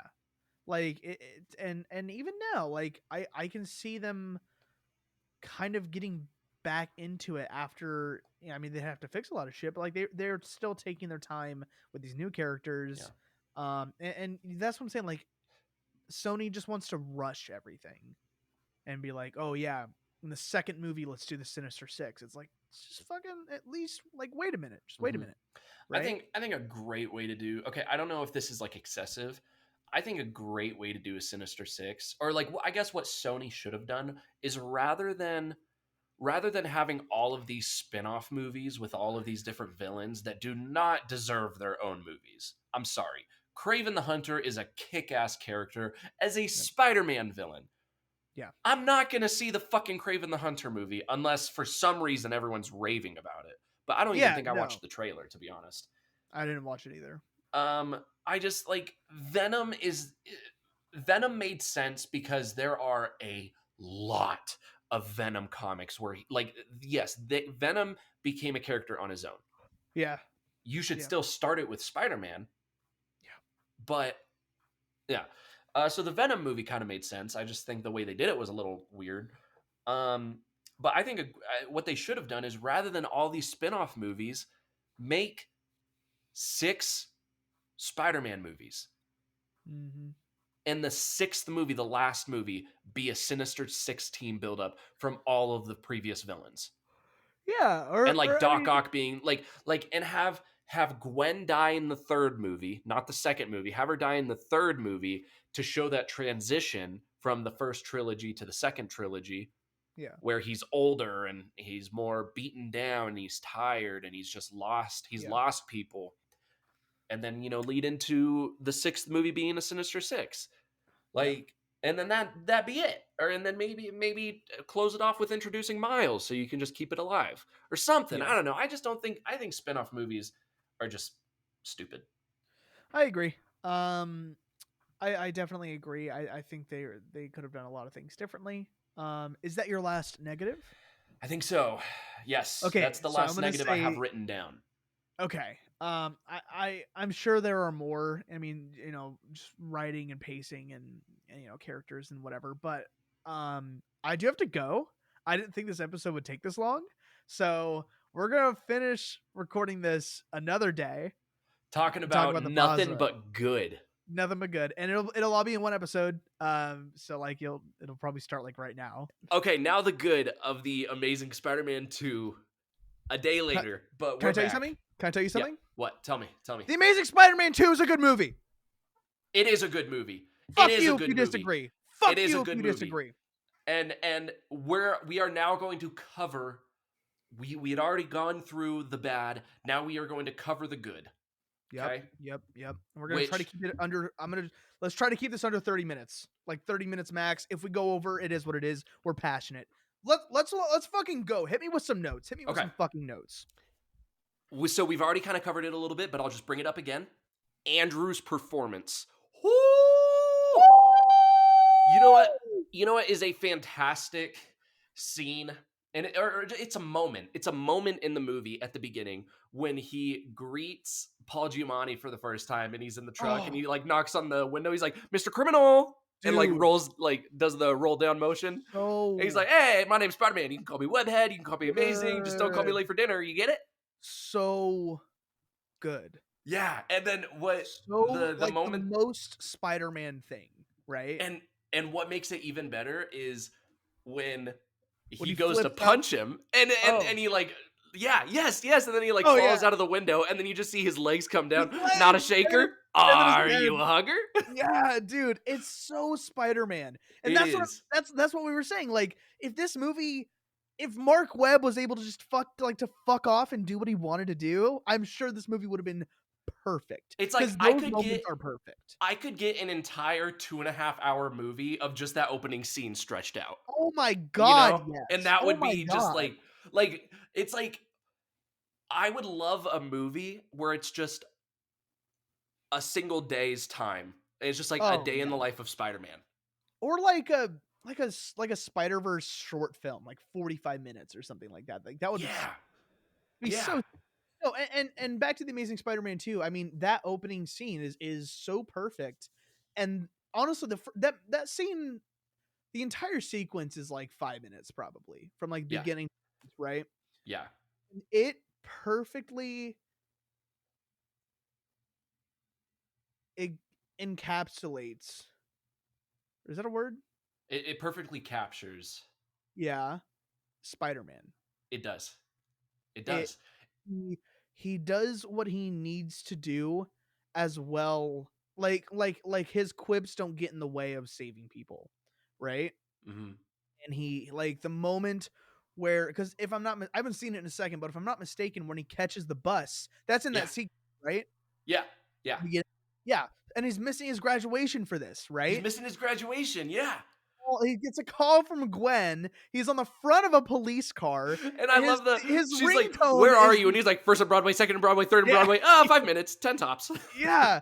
And then his ringtone is the Spider-Man theme song, which is Which super funny. is just a little thing that it just is gonna make Yeah. Spider-Man fans happy, So you know? funny, right? And I And love that it's so comic booky because he just pulls the phone out of nowhere, right? It's just yeah, funny, right? I yeah. love it.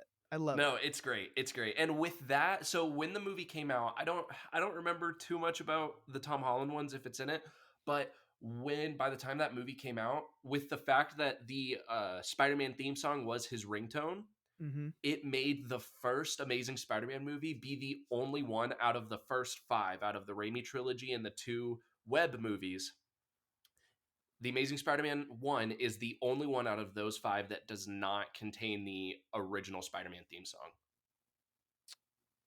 Because it's in all 3 of the Raimi That's right. movies in That's like some right. iteration of it, whether it's That's someone just right. playing in the subway. Yeah, Yeah, I never even thought about that. yeah. And No, then no, you're right. That's and super then cool. Homecoming, the Marvel Studios logo opened with Michael Giacchino's uh, orchestral cover of the Spider-Man Mhm. theme song, which is fucking glorious. Oh yeah, it's awesome. Like, It's awesome. oh man, You know, it's actually Giacchino. I found it's that out Giacchino. recently. Giacchino. What did He I has say? it Did I say Giacchino? Giacchino. Oh, it's I thought Giacchino. it was Giacchino. I thought it was like Giacchino or something like Giacchino, that, right? remember che Right? you're Italian. But it's in his Twitter bio. He like has the pronunciation. It's Giacchino. Did you just hear that dog Um, bark? yeah, I You didn't even did. think about it. I was like, oh, it's your dog, but you don't have a dog. I don't have a dog. I live in a one Dog. bedroom apartment. I don't have a I'm your fucking dog. I dog. wish. But no, Okay, back to the movie. Back to the so movie. The opening sequence is arguably the best live action Spider-Man we've gotten. There's an like when it argument comes there. to yes, when it comes to like we've said before, what perfectly translates from the comics of his swinging, his mannerisms, his quips. That opening The scene captures energy. like all of it. The Just energy. his energy. Like He's having Andrew, fun. yeah, Andrew gets Spider-Man. And you can tell because he's always been a Spider-Man fan. Like he's a Yeah. comic book reader. He gets Spider-Man, and I think Mark Webb did as well, or does. And I think you can really tell in this opening sequence. And then there's also the sequence. I'm trying to remember where it is in the movie. I can't tell if it's after we see him like kind of stalking Gwen, but when it's like a shot and it's kind of a close up on him and it zooms out and he's running off the building. You know what I mean? That And then he free is falls for a second. yeah, so that is right after he breaks up with Gwen outside of the restaurant in Gotcha. like Gotcha. Okay. Chinatown. Okay. And then and it because it shows him and I mean I literally watched the movie the other night, so it's still pretty fresh. It's a scene, he breaks up with Gwen. Gwen goes back into the restaurant to see her family after graduation, Yeah. and he starts running down the alley in Chinatown, and then it cuts to him on the building, that close up of him Yes, running that's and then right. jumping Thank off the you. building. Yep. Yeah, no, I think that sequence is perfect. The VFX still look better than anything we've gotten in the MCU in terms of And Spider-Man. yeah, the swinging in the movie and really that scene specifically, Flawless. it really is. It's so I You know feel like I'm sorry, but no, you're the good. MCU Spider-Man like it feels like there's no weight to him. He's very spongy. Yeah. He's very like it feels like a video game almost. Like there's no weight. And like Mhm. with Andrew, like you can see his body. I mean, obviously it's a VFX, like a 3D model, but like you can see his body like hit like with gravity and shit when he's swing. Yeah. Like and the suit is wrinkly and like in the wind, like what you said yesterday, like it is so good. It looks perfect to 10 years later. It It looks so was good. there was a shot in it too, like at the beginning, one of the first shots of the movie when he's swinging, and it's like a GoPro shot, like on his torso, Yes! and Yes! it's So amazing. smart. Yeah, Who the fuck would think of that? Like, I would never think of that, but it's like, of course I want to see like a POV Spider-Man shot. yeah, Of course. yeah. Like it's so cool. And dude, of course the suit, like the suit is we talked about it yesterday. The The suit is suit just looks amazing. we don't need to talk Yep. about it anymore today because we talked like a good amount of good shit yesterday. Yeah, But yeah. I will say I don't want to forget one of my favorite things about this movie Okay. is the Electro theme. The Oh. Spider-Man theme is perfect, and I'm gonna get to a different sequence, but the Electro theme, the fact that in Times Square you're hearing his theme, and in his theme hearing his internal monologue. Yeah. It is so genius and so cool to be in his head. Yeah. Like He it's almost like the lied to yeah, me. dude, it's so sick. It's so sick. And He like shot like at me. He's dude, using me it to goes so deal me hard. It goes electricity. He so lied hard, to me. dude. Yeah, dude. It's It's yeah. dude, there's a hold on. Hold on. I don't There's even a know if I said the words right, but you get it.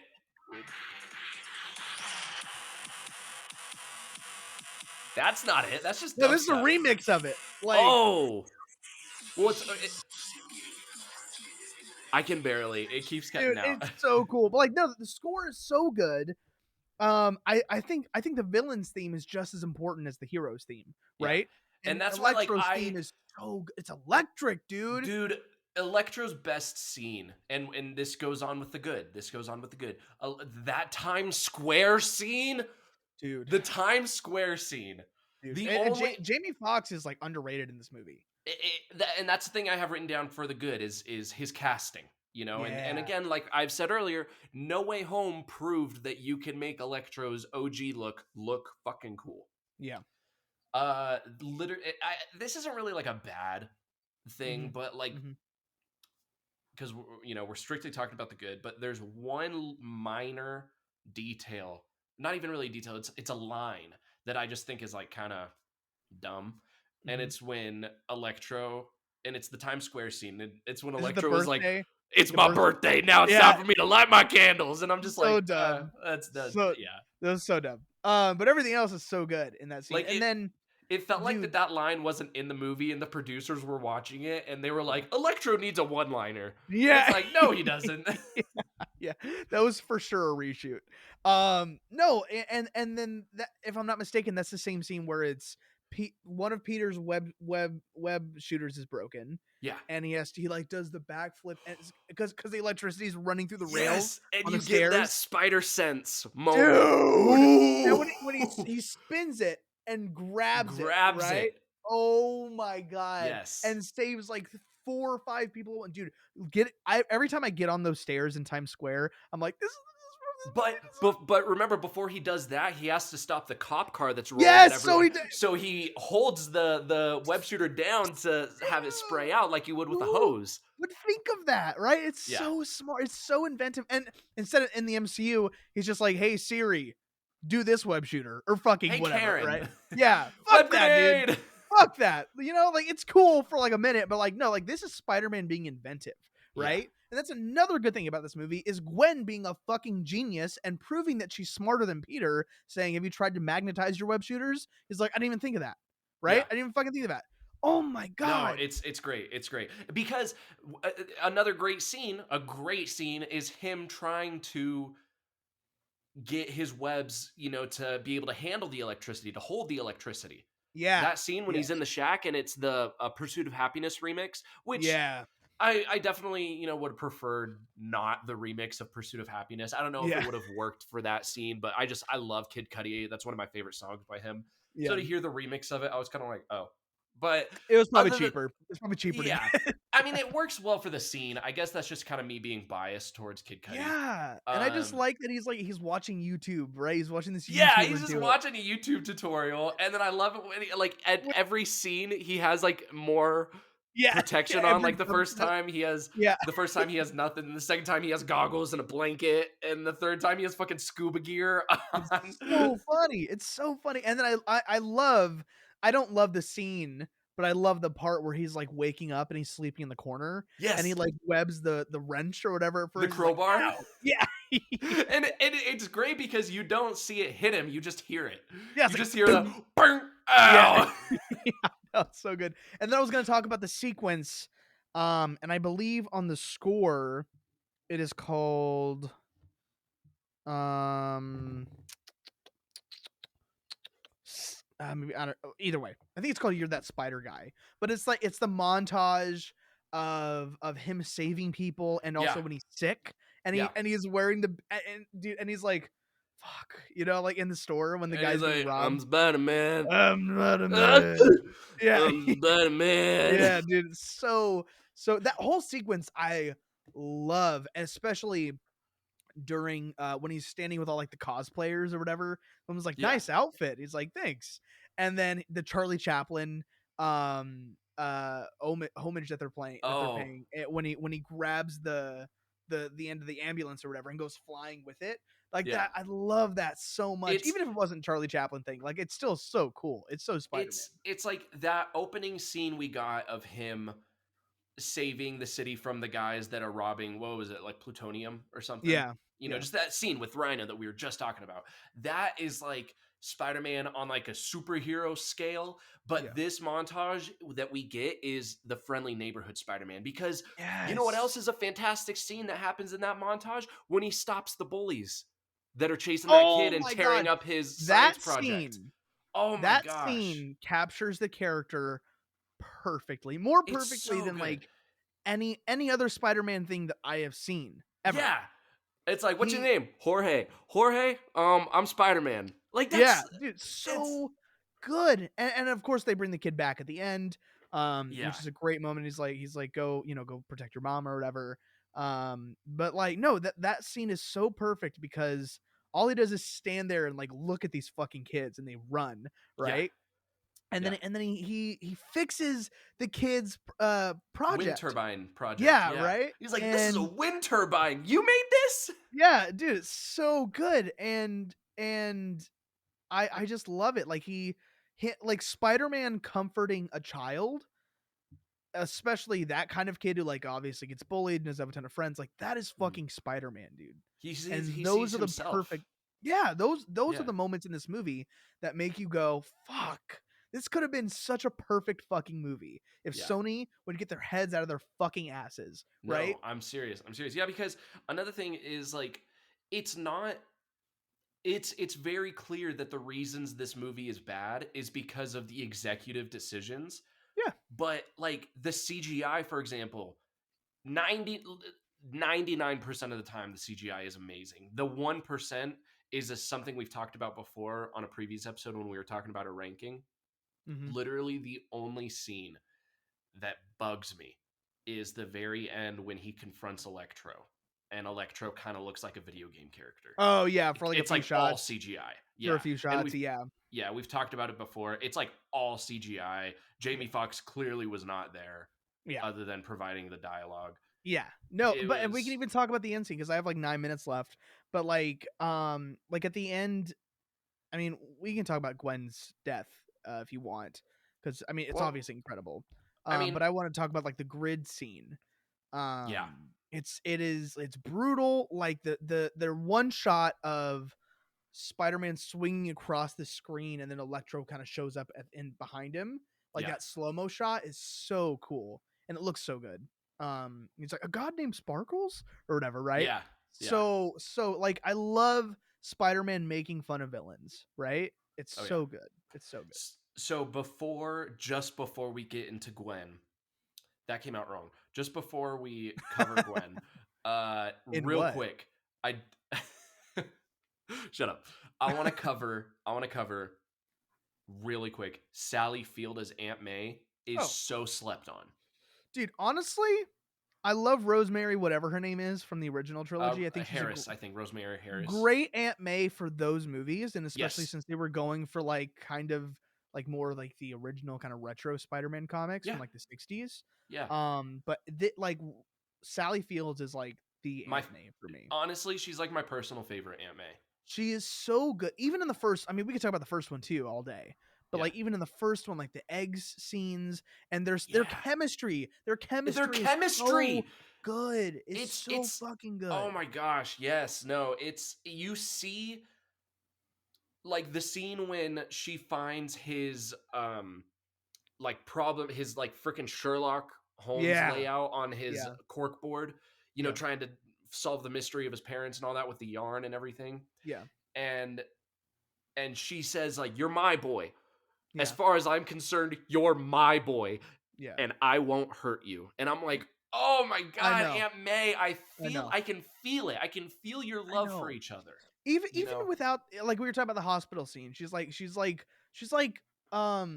cheering people on. Like she's a positive Yeah. energy. She's just got Yeah. positive energy, and she's just like I would love to have her as my aunt, right? Like she's like a comfort character, No, and absolutely. No, her she's acting is so incredible. And I think her chemistry with Andrew Garfield is just incredible. It's undeniable. And same with Emma Stone and Andrew Garfield, obviously for different reasons because they were fucking, but like their chemistry is also incredible. yeah. Yeah. It's so No. good. So Andrew or Peter and Gwen, Yeah. by far the best love duo of all of the Spider-Man movies. I would say of All of any them. comic book movie. Yeah, honestly, yeah. I'm not afraid to say it. No, They've got I perfect can't think of chemistry. one to counter. The scene, I mean, even when he's in the suit, the scene after the Times Square scene, when she's like, "I'm moving to England," Yeah. and he's like, "England," like he's like there. Even that She moment, doesn't even she doesn't even say anything because they remember they had that conversation before oh, Times that's Square, right, that's and then it was right. after he just swings down, looks at her, and he just goes, "England, Yeah, really?" that's right. And then Yeah, all of dude. the stuff is falling down behind him, and he just swings away, and she's like, Oh, "All right, good so talk." good. Their chemistry is just And it's just you know what? incredible. You know what is a great scene for their chemistry too?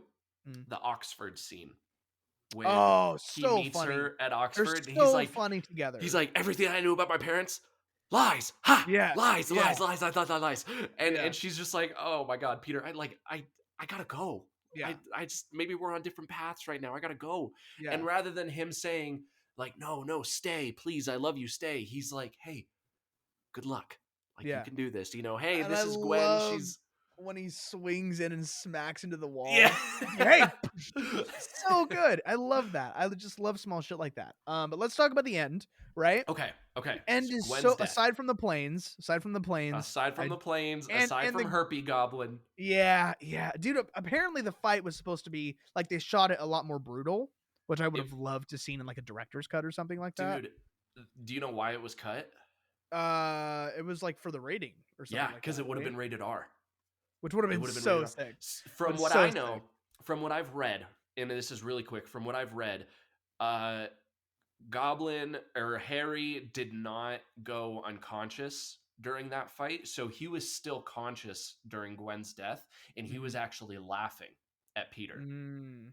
So Peter goes back up and literally beats him to an inch of his life. And I don't think that I'm glad they didn't keep that because I think it's good to end on him crying. Yeah. But I would have liked to see him, like really beat the shit out of him It's because it's like I'm glad you've it's not in the cut in the version we got, but I would love to see it. yeah, no, I'd love absolutely. And I've seen some like the VFX shots that like they like the previs that they did for it, and I was like, holy Yeah. shit. Yeah. But so yeah, let's talk about the end. The it might be a little abrupt. It might be kind of out of nowhere, but Gwen's death is like one of the most well done scenes in a comic book film for me. When we're talking about literally from the moment that her web snaps that was holding her Yeah. to the ending of that scene, like that Yeah, portion, that little that chunk. chunk right there, I don't think could have been done any better. Oh, absolutely not. Um, The web becoming the turning into hand. a little hand is so smart Oh, and devastating, and the fact that yeah, it's like silent. yeah. It's like dead silent and like you just hear like whatever. And it's, Um I mean, you hear like piano notes, but yeah, it's yeah, not like violin no, sad music. It's it's just, no, it's yeah, no, it is yeah. so it's powerful. It's so sad, and you know what's gonna happen if you're a Spider-Man fan. I didn't want to Um, believe it. I was yeah, no, like, it there's was no way. I was like, there's no way they're gonna do it. And then they yeah, did, and I was like, what the fuck? yeah, I was no, it was heartbroken. no, it was rough the first time. I'm trying to remember the first time I remember being at the movies. I don't remember seeing that scene for the first time, but yeah, no, it's to this day. I watch it, and I tear up. It is so devastating. I did not cry the first time I watched it because I was literally just waiting for her to open her eyes. Yeah, I was just like, she's gonna wake up. It's gonna happen. She's gonna wake up. And then when it was that wide shot and it shows like the outside of the clock tower, that's Yeah. when it hit me. And then seeing him at her grave, that's when Oh, I started crying. Was when dude, he was at her and the grave. changing seasons, just seeing Yes, him go like every single fucking day. dude, dude. No, his performance was Oscar worthy in that scene. I It mean, was. It was. he is crushed, Yeah. like ruined, and you can tell. And Um, he's ugly crying. You oh know, yeah, it's like it obviously was coming from a real place, but it feels like it's coming from a real place. and you know what it is? You know one specific thing about it that sells it that Andrew does so well is the like hyperventilating that he does. Yeah, yeah, You and know, he's when also he's like somewhat in denial. He's like, wake up, like come he's back like, "You're for a okay. second. You're Yeah, okay. yeah, yeah, You're yeah, yeah. okay." Which she knows she's not right, Yeah. and so no, it is truly devastating. It's one of the saddest moments in movies for me. And Um, the line he says when he like starts to hold her a little bit closer and then he just says, "I can't do this without you." yeah, oh, Oh, oh, crushed, and oh. then of course the grave scene, right? Of course, the grave Yeah. scene when we just through the seasons, like I said, is so tough. And then like Aunt May letting him have some time there, like when she walks away after her funeral. I think it's at Yeah. the funeral because they're both wearing black. Oh Yeah, yeah, no, no, it's her funeral. it is rough. It is like that, and that's another reason why this movie could have been perfect, because that scene is perfect and could not have been done in a better way. Um, No. so yeah. It really is amazing.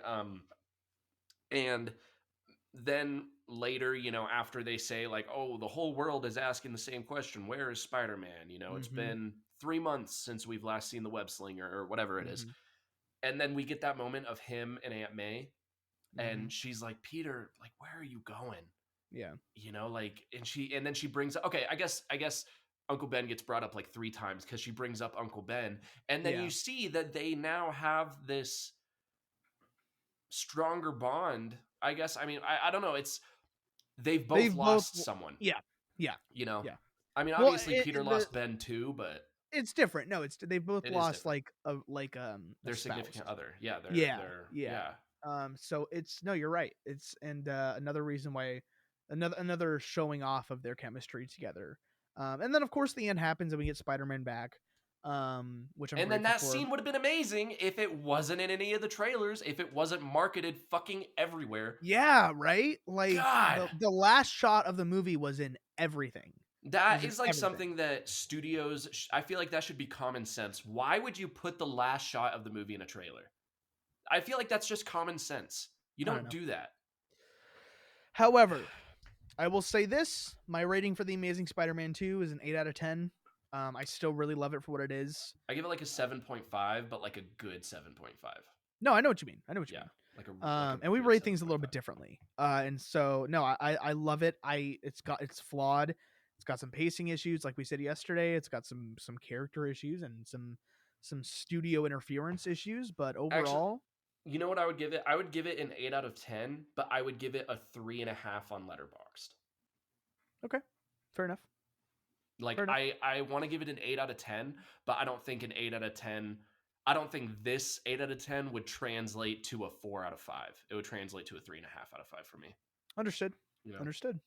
Well, thank you so much for listening to all of you. We Let appreciate us know you what you think of the Amazing Spider-Man 2. in the Let us comments. know. Yeah, give us some movies that people don't like that you love. Yeah. Let us know if you want us to cover another movie that you think that we would really like that maybe a lot of people don't like or Mm-hmm. something. I don't know. Mm-hmm. Broen, where can they find us? That's a great question. They can find us on Instagram, Flix Capacitor Pod, FLIX, on TikTok, Flix Cap Podcast, YouTube, the Flix Capacitor Podcast, Twitter, Flix Cap Pod. You can find me on Instagram and TikTok, Broen the Movie Maker, and YouTube, Broen the Movie Maker. Parker, where can they find you?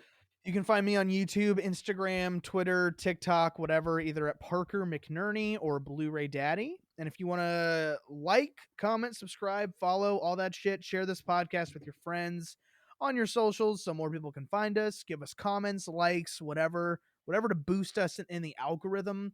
And as always, we love you. Thank you for listening, and we'll see you next week. Love you. Bye.